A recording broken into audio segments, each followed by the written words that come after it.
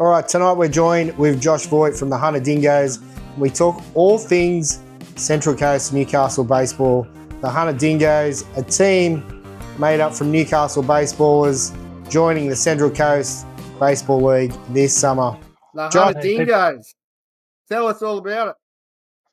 Yeah, so a bit of a sort of idea I had a couple of years ago in terms of I've been playing on the coast for a number of years and sort of used to play the same teams every week, and it got a bit repetitive and a bit like boring in a sense, but it just wanted to try something new and get start something fresh and just get my idea into fruition sort of thing and follow it out. So it's been a little bit of a process. Yeah, we'll touch on that. I know Newcastle Baseball Club and Central Coast Baseball have been trying to get some sort of amalgamation for 20 years, 25 years. Whether that is clubs going down there for summer or having them come up here for winter. And this is a step forward for not just Newcastle Baseball and Central Coast Baseball, but New South Wales Country Baseball. We know that lots of people travel down and play on the coast. For you guys, do you think this will draw a few more people to play down the coast?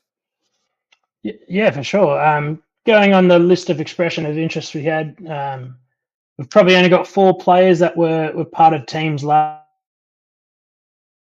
year, and it's probably unlikely to play down on the coast again, apart from having this Newcastle entry into the comp. So saves them a little bit of travel. Awesome, and, it's been good. That was one of the big ones. The coast were happy to have a new team, but at the same time, they didn't want to detract from existing players. Yeah. So. I know most clubs in Newcastle have some sort of alliance. I know with the Toronto Tigers, most of them guys go to the Rebels, and some of the Phoenix guys go to the Bears and that sort of thing. So I think White Sox might go to Wildcats. So it is good to have different options, I guess, for players up here, but also for those that haven't played down the coast, it is a great opportunity to play half down the coast and half your games up here. Yeah, that's it. I got some guys that have wanted to play down on the coast, but they never really had an entrance into the league by not really knowing who to talk to and stuff like that. And now there's an opportunity out there, and it saves the big travel every week. Like we might only get 9 home games, but every kilometre counts for some of these families. So absolutely. Now, was there any pushback, I guess, from Central Coast teams at any of the meetings about the travel when they have to play their away games? Initially, it was sort of thought that, our players aren't going to like that. But when you look at the draw, the teams from down in Gosford and that might only have to travel up to Newcastle, say, twice a season. So it sort of nullifies that sort of issues, The big one is because of the way their competition's structured with 5 grades all playing on the same day, just with the bit of a split between some teams having two lots of 3s, 4s and 5s. And then there's another club with only 3s, 4s and 5s. Us trying to go into 1s and 2s sort of splits the comp a little bit, but the teams will try and get like paired up and stay together as much as possible. I'm sure the guys on the CCBA summer board are doing as best they can to do that. Yep. Now, first and second grade, stepping straight in at the top level. What other? It's been a while since I've played down there, mate. What other clubs are first and second grade on the coast at the moment? So you've got the Rebels talking about. You've got Bears, who bit of last year, making the grand final, pushing Rebels out of it. And you've got Pirates as well. So you've got the 2, like Rebels and Wildcats play out of Watanabe, and then you got the 2 Gosford sides being Bears and Pirates. So okay, so Indians is just the one that doesn't have those major league teams. Okay. So having the 5 teams in the comp, mate, will that push a bye into the draw? Yeah, that's a bit of an unfortunate sort of step that we're by adding that extra team in. But just trying to prove my point. There's a lot of players take holidays throughout the year, and once you've seen a draw with a bye, and you can kind of plan your holidays around the bye so that all the teams are fully strength for most of the comp. Sorry, and we save having to play half game or like half strength teams. I think it's better off when you get that week off every now and again. So Absolutely. Now, I guess one of the big things for you guys was finding a ground up here that wasn't occupied by softball or cricket. We don't have many full-time baseball grounds in Newcastle, and I see you guys have landed over there at Gateshead for the upcoming season. yeah, for sure. The two, with all the fields being multi-sport fields, there was only sort of two opportunities to use. One being Plattsburgh, the other one being Windsor. The guys at Phoenix seem to be well encouraging, and they're happy to cooperate. And we've got a couple of the Phoenix guys jumping on board and joining us, so it should be a good partnership. And good things to come when you've got two users doing the one thing on the one park. The field will get 12 months worth of use and care, which is the big one, and it should improve the quality of the ground, which is the big one for all the Newcastle baseball as well. Yeah, for sure. Mate, you said you got a couple from Phoenix there. All right. What other clubs have jumped on board from Newcastle to jump in? What other teams are getting involved? Yeah, there's a fair few from Boomers, as I've sort of that's some of my mates, and then got a few Toronto boys, partially two of your family, so that's a good one to have. And then there's a couple of young kids from Belmont that I've coached at a rep level that are interested in playing good quality baseball without the big travel to like Sydney and stuff like that. So Yeah. it should It be. is, it is a big draw card, mate, not having to travel to Sydney, going to the coast for some games. And the first grade play a little bit later in the afternoon down the coast. What's the usual kickoff time for first grade down there? Roughly. Was it around It's 4? sort of like the 10 to 4, quarter to 4, or something like that. Second grade kicks off Yeah. about 1:30, so it's a good afternoon shift sort of thing. But Yeah. nowhere would you rather be on a Saturday afternoon but at a baseball field. So Love it. Now, are you guys still taking players for the first and second grade, or are you closed your books? What's happening there? like essentially we've got enough interest to cover our two sides, which is a good thing. There's always opportunity if that one person comes that might make a bit of a difference in terms of competitiveness. But with the numbers we've got and the interest that's been shown, I think we're going to be pretty competitive, which is a massive start and like massive step in the right direction, because we're trying to prove a point and put a good product out there, and competitive sides is the best way to go. Absolutely. Now, I love the logo that you guys have designed here. Yeah, it's It a is a pretty mean one, eh? pretty cool looking No, logo. And I also seen that you guys still have some foundation memberships left, and you could pick up yeah. a polo shirt like the one you got on, is it?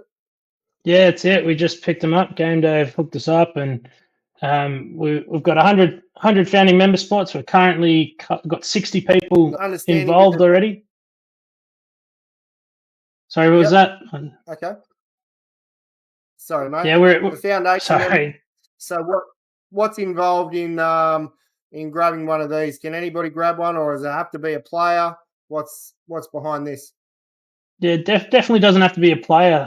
Most of the guys that have registered already aren't going to be playing anytime soon. So, it's good to see a bit of interest, a bit of help support from others.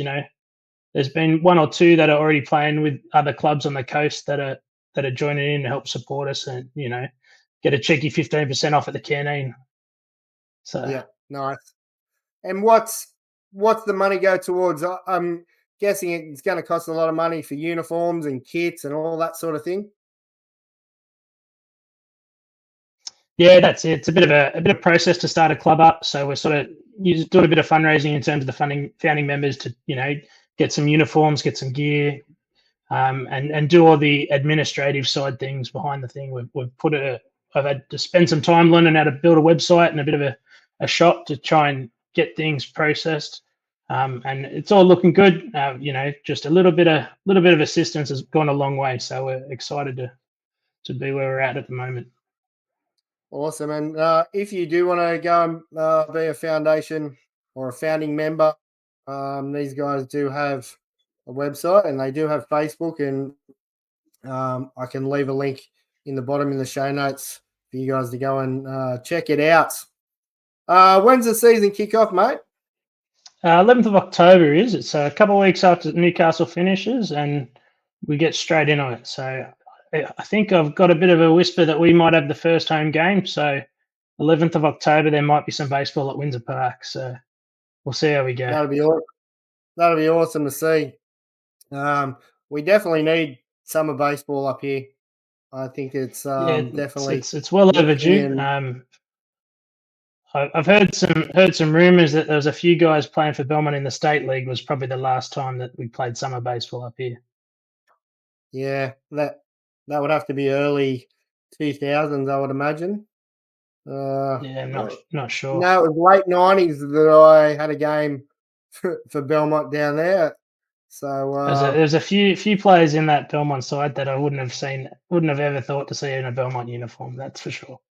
Yeah, there's plenty of. I can't remember what I did with my hat, but I don't have it. If that's anything to go by.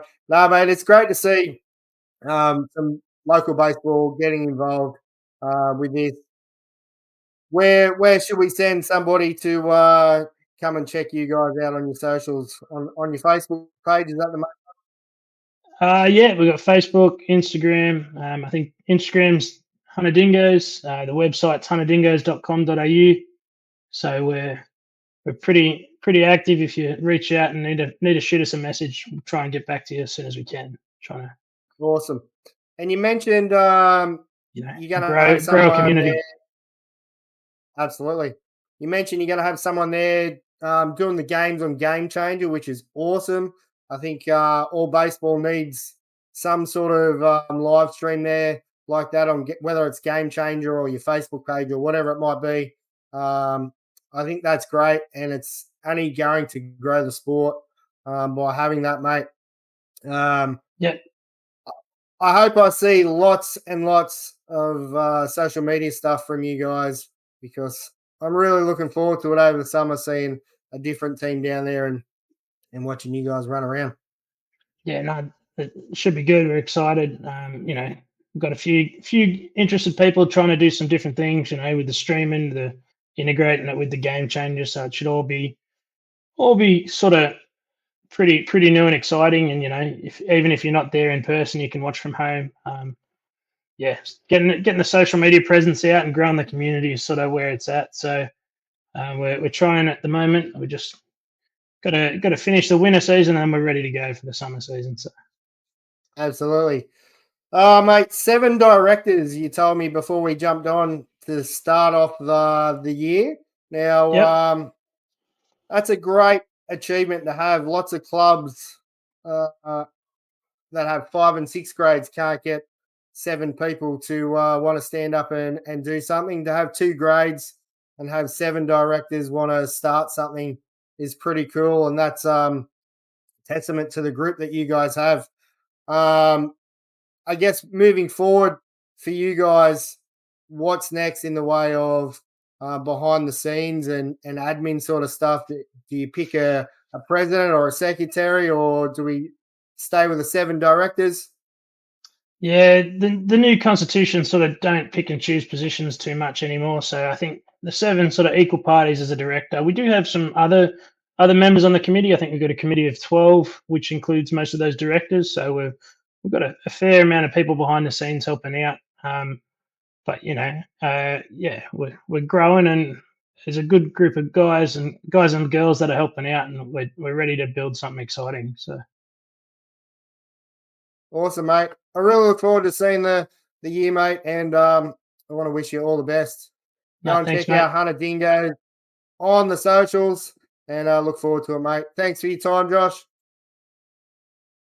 Thank you. Cheers.